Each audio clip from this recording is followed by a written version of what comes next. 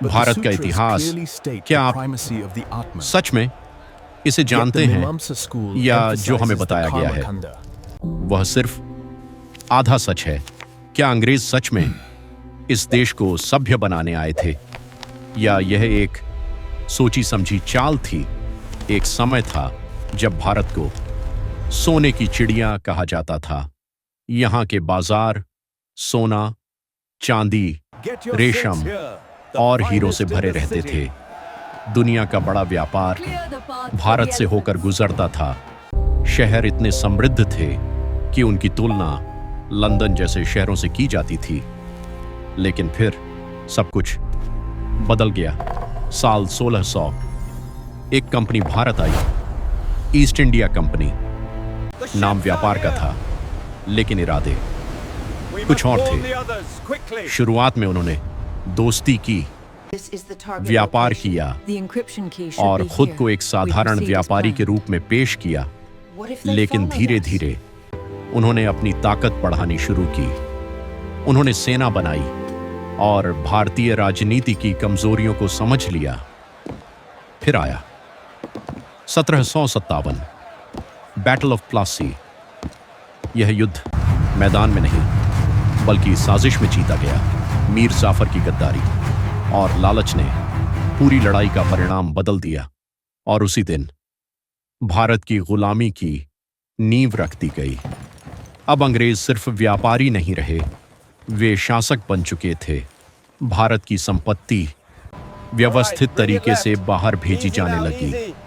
किसानों पर भारी टैक्स लगाया गया, कारीगरों का शोषण हुआ और भारतीय उद्योग धीरे धीरे खत्म होने लगे।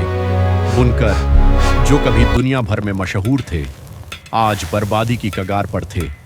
फिर आया 1770 ग्रेट बंगाल फेमिन, एक ऐसा अकाल जिसने लाखों लोगों की जान ले ली। लोग भूख से मर रहे थे, लेकिन टैक्स फिर भी वसूला जा रहा था। यह सिर्फ एक प्राकृतिक आपदा नहीं थी, बल्कि नीतियों का परिणाम भी था। फिर आया 1857 इंडियन रिबेलियन ऑफ 1857। यह सिर्फ सैनिकों का विद्रोह नहीं था, यह जनता के गुस्से का विस्फोट था।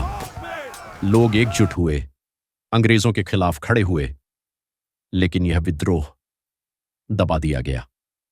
इसके बाद ब्रिटिश राज पूरी तरह स्थापित हो गया। उन्होंने फूट डालो और राज करो की नीति अपनाई। धर्म, जाति और भाषा के नाम पर समाज को बांटा जाने लगा। एक ऐसी दरार जो आज भी कहीं ना कहीं दिखाई देती है। रेलवे लाई गई, संचार के साधन बने, लेकिन इनका असली उद्देश्य विकास नहीं बल्कि संसाधनों का तेजी से दोहन था। 1919 जलियांवाला बाग मैस्करे, एक शांतिपूर्ण सभा और अचानक गोलियों की बौछार। कोई चेतावनी नहीं, कोई बचने का रास्ता नहीं। सैकड़ों लोग मारे गए, हजारों घायल हुए। यह घटना ब्रिटिश शासन की क्रूरता का सबसे भयावह चेहरा थी। धीरे धीरे भारत गरीब होता गया, लेकिन लोगों का हौसला नहीं टूटा। आजादी की लड़ाई तेज हुई। हर गली, हर शहर में आवाज उठने लगी और आखिरकार 1947 में भारत आजाद हुआ। लेकिन इसके साथ ही एक और दर्दनाक अध्याय शुरू हुआ, पार्टीशन ऑफ इंडिया। लाखों लोग मारे गए, करोड़ों लोग अपने घरों से बिछड़ गए। आज हम एक आजाद देश में जी रहे हैं, लेकिन सवाल अब भी वही है, क्या हम सच में पूरी तरह आजाद हैं या कहीं ना कहीं हम अब भी उसी सिस्टम का हिस्सा हैं?